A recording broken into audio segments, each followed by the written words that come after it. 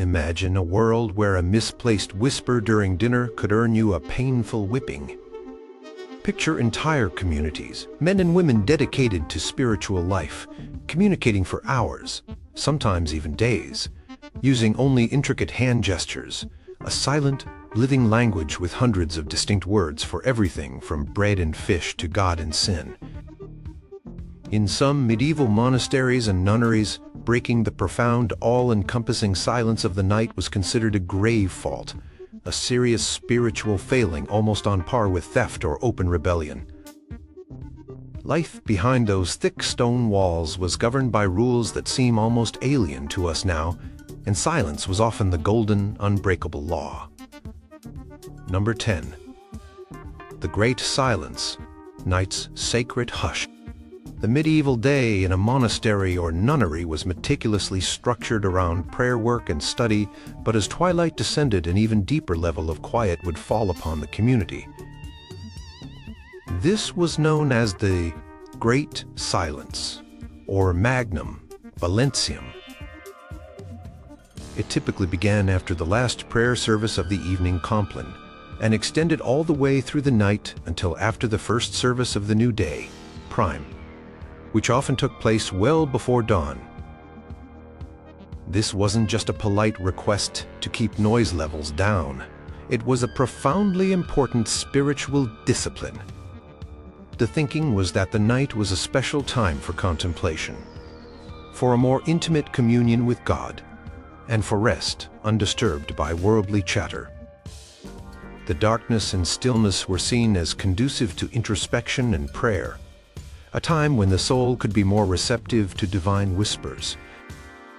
To break this sacred hush was therefore a serious offense. It wasn't just about disturbing others' sleep. It was seen as disrupting the spiritual atmosphere of the entire house, a selfish act that prioritized one's own fleeting desire to speak over the communal pursuit of holiness. The Rule of Saint Benedict, a foundational text for Western monasticism written in the 6th century, was very clear on this. Chapter 42. That no one speak after compline states, "At all times monks should be zealous to keep silence, but especially during the hours of the night." It goes on to prescribe that once the community had processed out of the chapel after compline, no one shall be allowed to speak a word. Any unavoidable, absolutely necessary communication during this period, such as in an emergency or with a guest who arrived late, had to be done with the utmost gravity and brevity. For monks and nuns, the Great Silence was a tangible boundary, a curtain drawn between the activities of the day and the sacred quiet of the night. Inside the dormitory, where they slept in communal rooms, often fully clothed or in their habits, the silence was expected to be absolute. No rustling about unnecessarily, no coughing loudly if it could be helped, and certainly no hushed conversations. The air itself was meant to feel heavy with prayer and expectation. This period of intense quiet was also a practical measure, ensuring that the community members, who rose extremely early for prayers, sometimes as early as 2 a.m. for matins or vigils, were able to get sufficient rest. But the spiritual dimension always took precedence. The silence was a shield against temptation, a space for God, and a discipline that shaped the soul. Breaking it was not merely impolite, it was a spiritual lapse, noted, and often requiring penance. Number 9. Whispering prohibited. Even necessary words curbed. While the great silence of the night was paramount, the emphasis on quiet extended throughout much of the monastic day, and in certain places and at specific times, even whispering was strictly forbidden. It wasn't enough to simply avoid loud talking. The ideal was a profound and encompassing stillness of voice. This rule underscored the belief that all unnecessary speech was a distraction from God and a potential avenue for sin. Consider the scriptorium, the room where manuscripts were painstakingly copied by hand. This was vital work, preserving knowledge and sacred texts. Yet, it was often a place of deep silence. If a scribe needed a new quill, a different pot of ink, or to ask for a folio to be passed, they wouldn't just lean over and whisper. Such an interruption, however seemingly minor, could break the concentration of others engaged in this meticulous labor. Instead, they would use established hand signs, or wait for an appropriate moment to communicate non-verbally or seek permission from a superior. The same principle applied in other designated silent zones. The church, oratory, outside of the sung liturgy or spoken prayers, was naturally a place of quiet reverence. The dormitory, even during daytime hours if someone was resting or ill, maintained a similar expectation. The idea was that words, even whispered ones, had power. They could carry gossip, express discontent, or simply fill the air with trivialities, pulling the mind away from prayer and holy thoughts. The Cistercians, a reformist Benedictine order, founded in the late 11th century, were particularly renowned for their strict observance of silence. They sought to return to a more literal and austere interpretation of the rule of Saint Benedict. For them, silence was not just an absence of noise, but a positive virtue, a way of life. Their monasteries were designed to facilitate this with layouts that minimized the need for verbal interaction. Even when work was being done in the fields or workshops, monks were encouraged to communicate as little as possible, relying on gestures or brief permitted utterances if absolutely necessary. The prohibition against whispering highlights the seriousness with which silence was regarded. It wasn't merely about volume control. It was about controlling the impulse to speak itself. Saint Benedict wrote in his Rule, chapter 6, "It is fitting for the master to speak and to teach. It becomes the disciple to be silent and to listen." This hierarchy extended to general conversation. Unsolicited speech, even if quiet, could be seen as presumptuous or indicative of a restless mind. The aim was to cultivate an interior silence that mirrored the external quiet, fostering a constant state of attentiveness to God. Therefore, a whisper, in the wrong place or at the wrong time, was not a minor infraction, but a breach of a core principle of monastic life. Number 8. The refectory rule. Silent meals, sacred readings. Mealtime in a medieval monastery or nunnery was far from a social gathering filled with chatter and laughter. Instead, the refectory, or dining hall, was another key zone where strict silence was observed. This practice, deeply embedded in monastic tradition, transformed the act of eating from a mere physical necessity into a spiritual exercise. While the body was being nourished, the soul was also meant to be fed.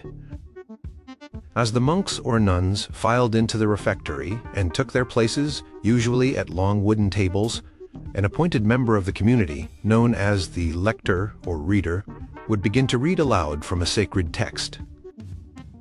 This reading would typically be from the scriptures, the writings of the church fathers, or the lives of the saints.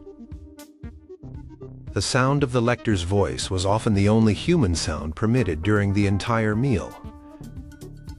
Everyone else ate in complete silence, listening attentively to the words being read. This practice served multiple purposes. Firstly, it prevented idle talk, which, as we've seen, was considered a source of sin and distraction. Mealtimes, if unregulated, could easily devolve into gossip or worldly conversation, pulling the community's focus away from spiritual matters. Secondly, the sacred reading provided food for thought encouraging reflection and meditation, even while eating. It ensured that the mind remained engaged with holy subjects. Saint Benedict's rule, chapter 38, the reader for the week, is very specific about this. Reading will always accompany the meals of the brothers, and let there be the deepest silence, so that no whisper or voice be heard except that of the reader alone. But how did they manage practicalities without speaking? What if someone needed more bread, water, or had dropped their spoon? For this, a system of simple hand signs was often employed, even by orders that didn't have a highly developed sign language for other parts of the day. A monk might make a sign for bread or water, and a server, also moving silently, would provide what was needed. This ensured that the flow of the reading and the atmosphere of quiet contemplation were not disturbed by verbal requests. The role of the lector was taken very seriously. They prepared their reading in advance and were expected to read clearly and reverently. The community, in turn, was expected to listen with focus. Breaking the silence in the refectory by speaking, laughing, or making unnecessary noise was a punishable offense. It was seen as disrespectful to the reader, to the sacred texts being read, and to the spiritual discipline of the community. Even the clattering of cutlery was to be minimized. The silent meal was a powerful daily reminder of the community's commitment to a life centered on God, where even the most mundane activities were imbued with spiritual significance. Number 7. Cloister quiet, the heart of contemplation. The cloister, that covered walkway usually forming a quadrangle around a central open garth, or garden, was architecturally and spiritually the heart of many medieval monasteries. It connected the main buildings of the monastic complex, the church, the chapter house, the refectory, and the dormitory. More than just a passageway, the cloister was a primary zone for contemplation, reading, and meditative work. And as such, it was a place where silence was stringently enforced. Imagine walking through these arched corridors, the only sounds perhaps the rustle of a habit, the distant chant from the church, or the turning of a parchment page. This was the intended atmosphere. The cloister was considered an extension of the church itself, a semi-sacred space designed to foster an inner life of prayer and study.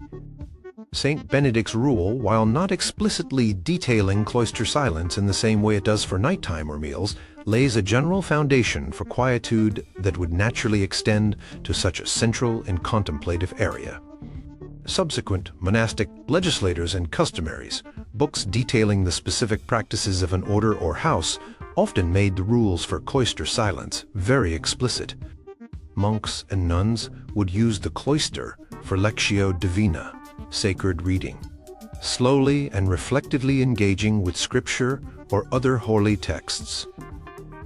They might also perform quiet tasks here, such as mending clothes or preparing materials for the scriptorium. The open arcades provided light and air, while the covered walkway offered shelter from the elements, making it a suitable environment for these activities throughout much of the year. The very design, often facing an enclosed garden symbolizing paradise, was meant to lift the mind towards heavenly things. Any unnecessary talking in the cloister would shatter this atmosphere of peace and disrupt the focused work and prayer of others. It was here that the discipline of silence was perhaps most visibly practiced during the day.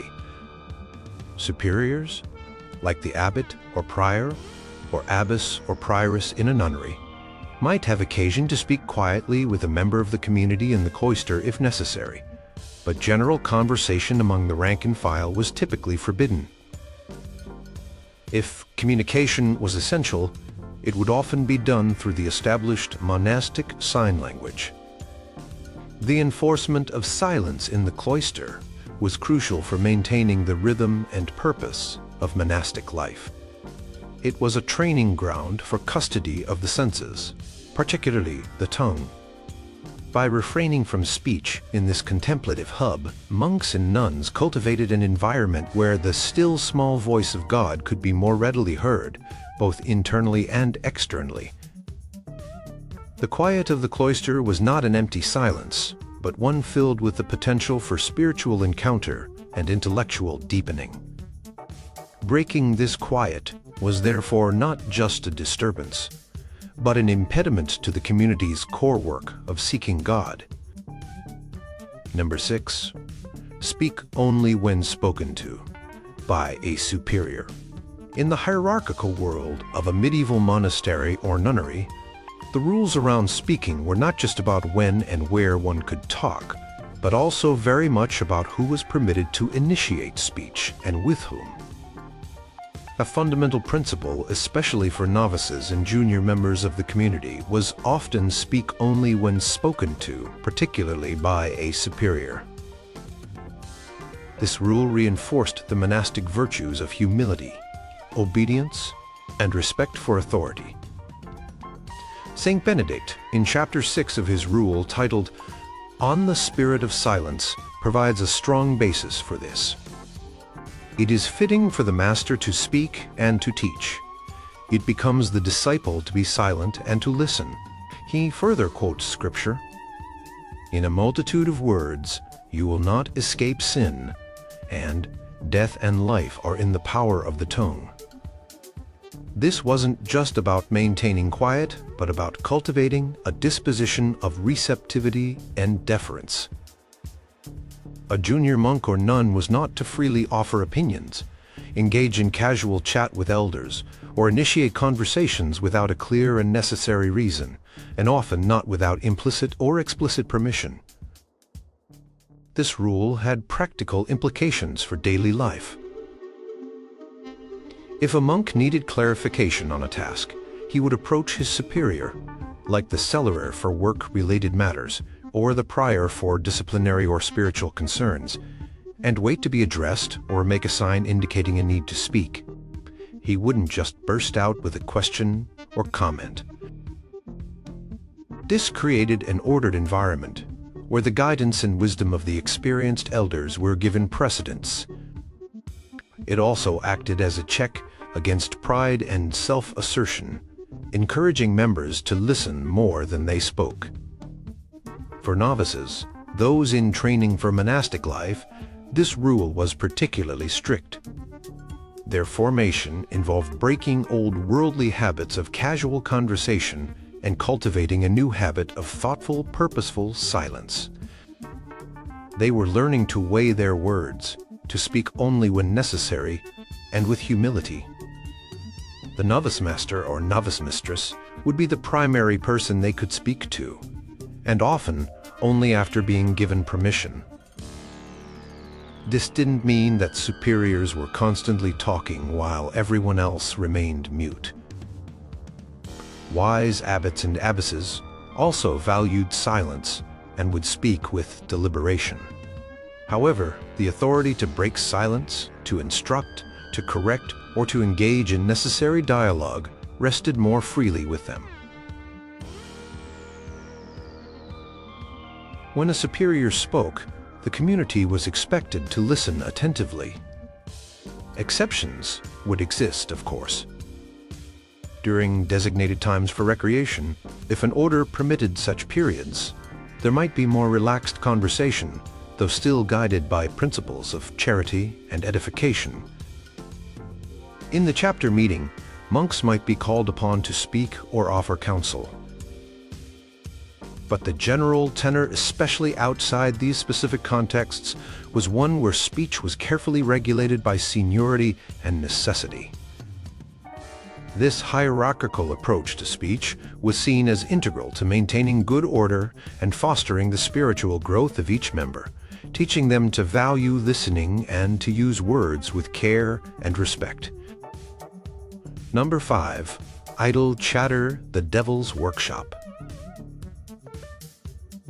A core theological underpinning for the strict rules of silence in medieval monasteries and nunneries was the profound conviction that idle chatter, or vain talk, was not just a waste of time, but a dangerous path to sin.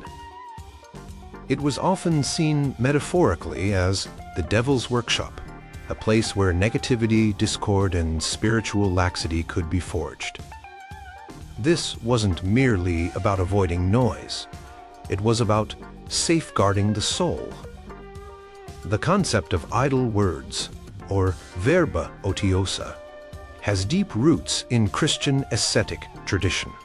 The Bible itself contains numerous warnings about the dangers of the tongue. Proverbs chapter 10 verse 19 states, "When words are many, transgression is not lacking, but whoever restrains his lips is prudent." Jesus in the Gospel of Matthew 12:36 says, "I tell you, on the day of judgment, people will give account for every careless word they speak." These scriptural injunctions were taken with utmost seriousness in the monastic context.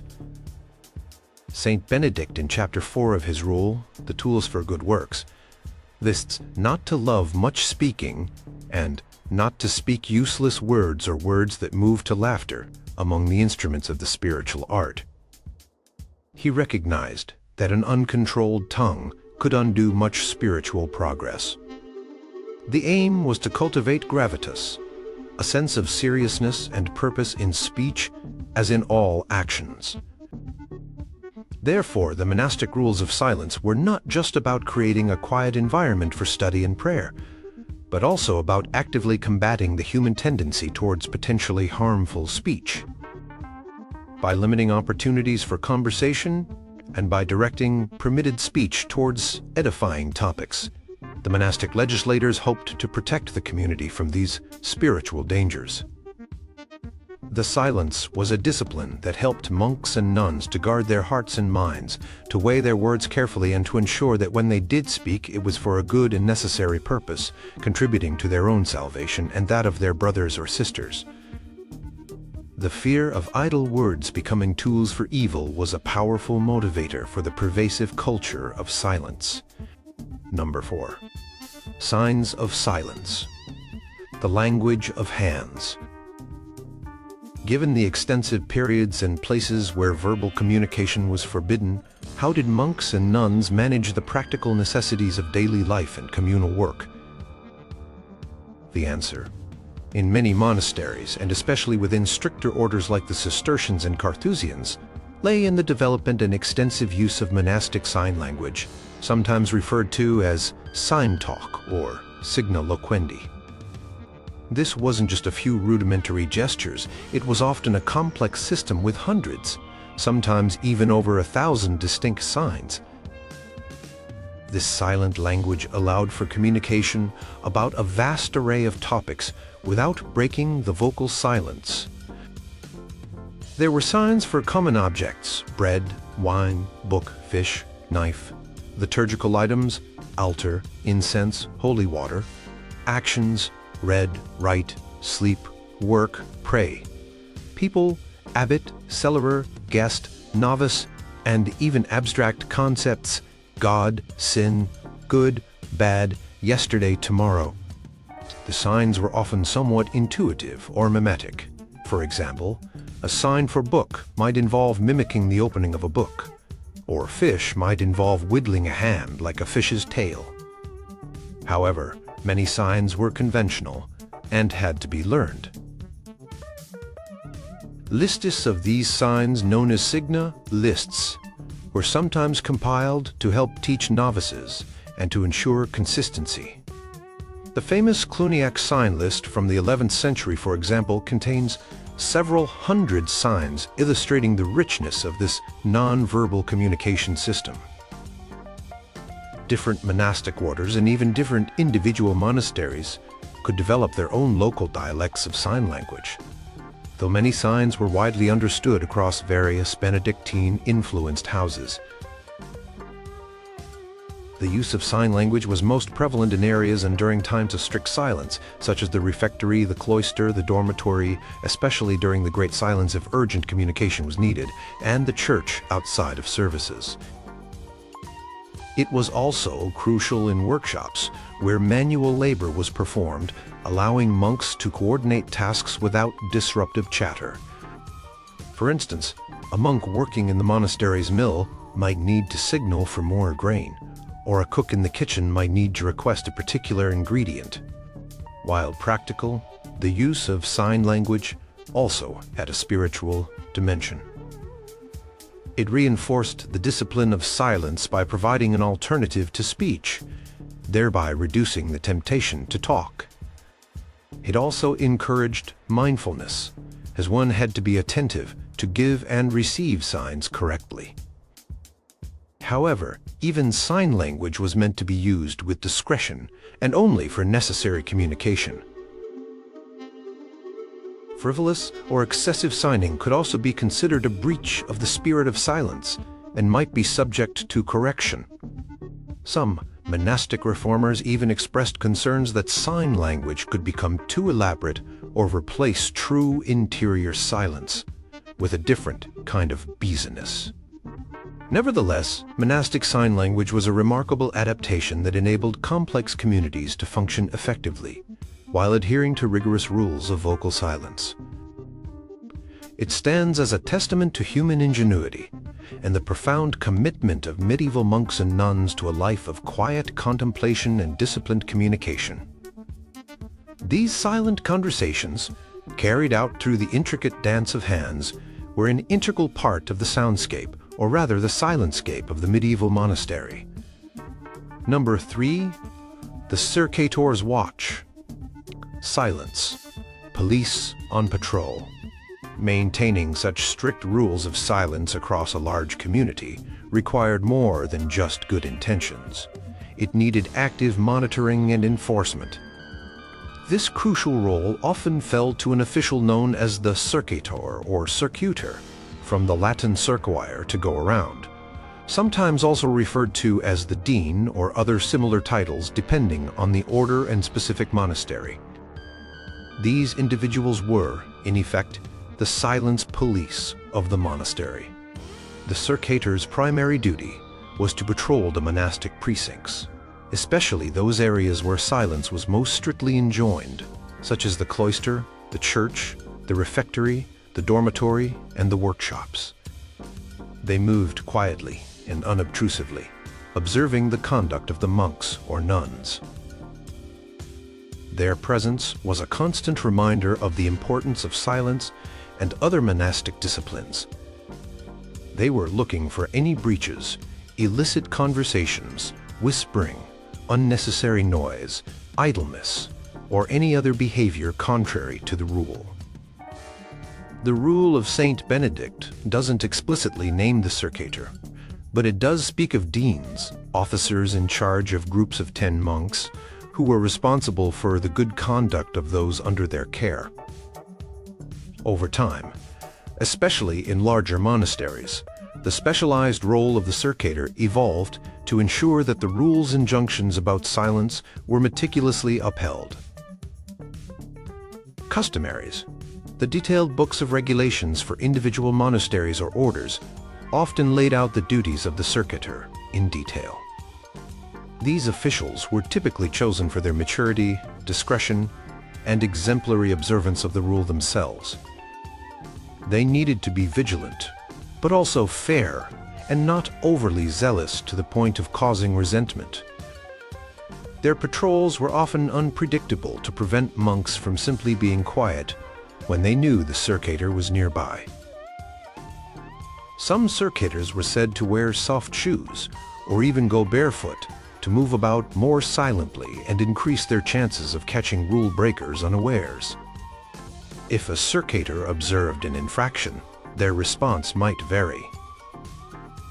For a minor lapse, a simple, silent gesture of correction or a stern look might suffice. For more serious or repeated breaches of silence, the circator would make a mental note, or sometimes a physical note on a wax tablet, of the offense and the offender. This information would then be reported, typically at the daily or weekly meeting, known as the Chapter of Faults, which we'll discuss later. It was not usually the circator's role to mete out punishment on the spot, but rather to act as the eyes and ears of the abbot or prior, ensuring that transgressions did not go unnoticed. The circator's job was undoubtedly a challenging one, requiring them to be both observant and discreet, firm yet compassionate. They were an essential part of the machinery that kept the monastic community running smoothly and in accordance with its high ideals. Their silent patrols were a constant physical manifestation of the community's collective commitment to the demanding yet spiritually valued discipline of silence. Their watchful presence ensured that the quiet, so conducive to prayer and work, was not easily broken. Number 2. Penance for a peccadillo, punishments for broken vows. Breaking the sacred rules of silence in a medieval monastery or nunnery was not taken lightly.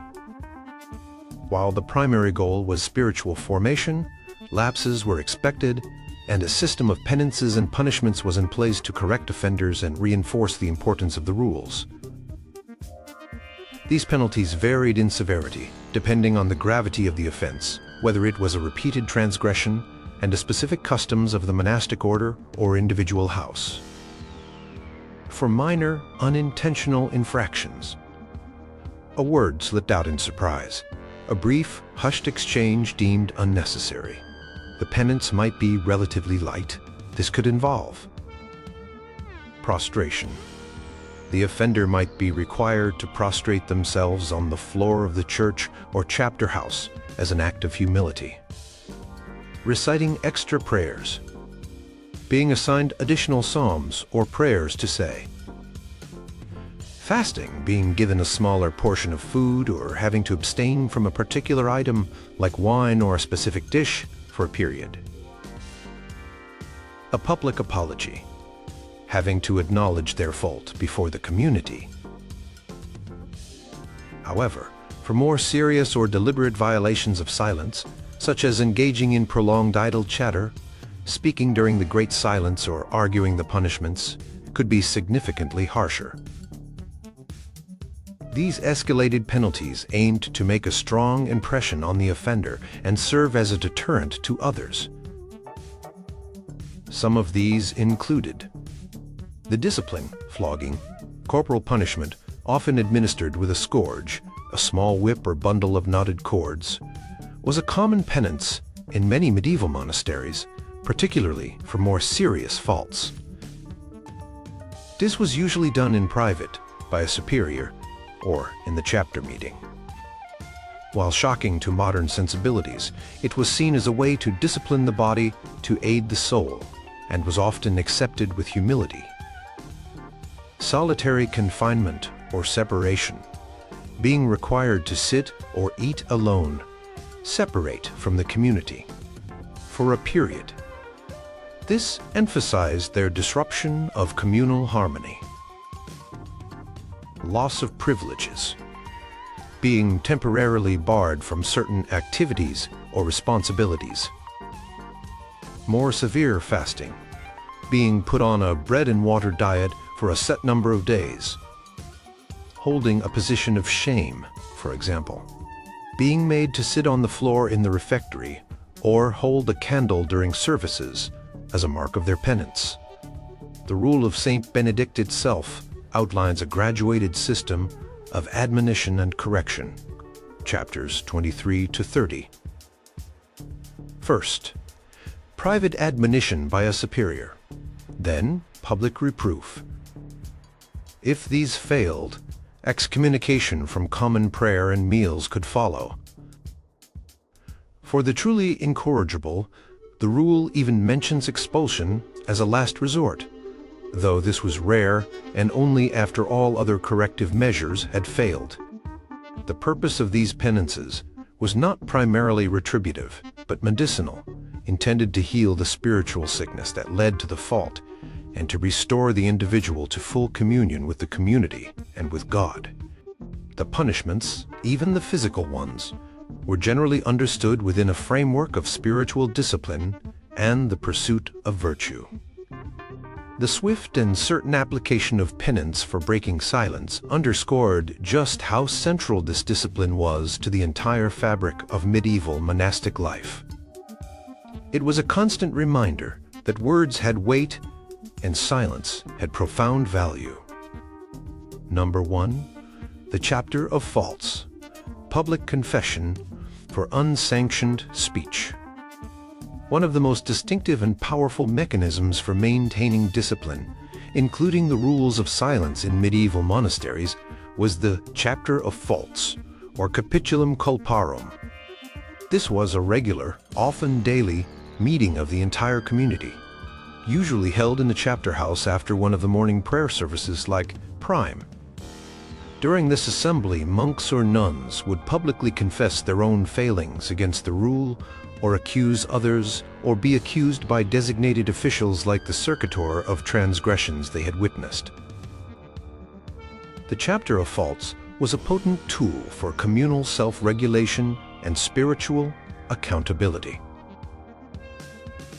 When it came to breaches of silence, this was the forum where such lapses would be brought into the open.